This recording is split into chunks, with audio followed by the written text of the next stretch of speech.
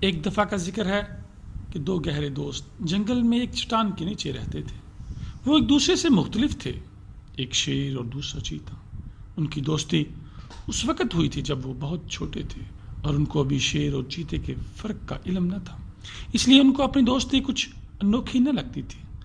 ویسے بھی یہ جنگل بڑا پرامن تھا اور اس کی ایک وجہ جنگل کے کنارے جھونپڑی اور مقیم وہ بزرگ بھی تھا جو ہر ایک کو امن و محبت، دوستی اور بھائی چارے کا پیغام دیتا تھا۔ ایک دن دونوں دوست کسی وجہ سے بحث میں الجھ گئے۔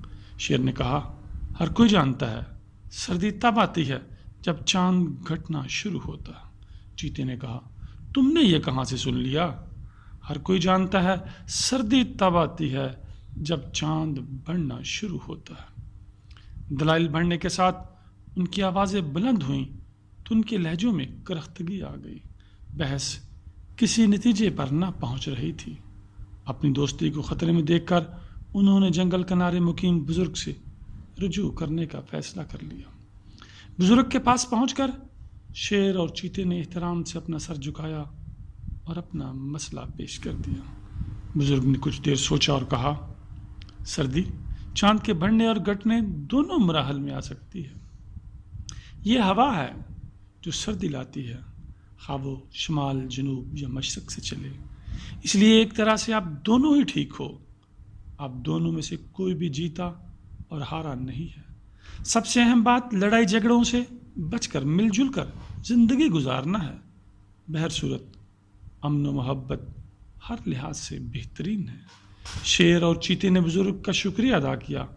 وہ خوش تھے کہ وہ اب بھی ایک دوسرے کے دوست ہیں۔ آپ نے اپنی زندگی میں ہی دیکھا ہوگا، جب آپ بچے تھے، آپ ذات پات، امیری غریبی، عقیدوں، فرقوں، مسلکوں کے فرق کو نہیں جانتے تھے۔ آپ کسی سے بھی دوستی کر لیتے تھے، لیکن بڑے ہوئے تو اس دنیا نے آپ کو سکھلا دیا۔ رنگ و نسل، اونچ نیچ، عقیدوں اور فرقوں سے فرق پڑتا ہے۔ بہت اہم ہے کہ جب آپ بڑے ہو جائیں تو بھی اپنے دوستوں کے ساتھ دوست ہی رہیں۔ ہر ایک کی اپنی سوچ ہے، اپنے دلائل اور ہر ایک کا اپنا ہی سچ ہے۔ اس بحث میں الجھنا جس کو آج تک کوئی منطقی انجام تک نہ پہنچا سکا، میرے خیال میں احمقانہ ہوگا۔ اپنی دوستیاں اور بھائی چارہ برقرار رکھیں۔ اللہ تعالیٰ آپ کی محبتوں اور عقیدتوں کو قبول کرے اور آسانیاں نصیب کرے۔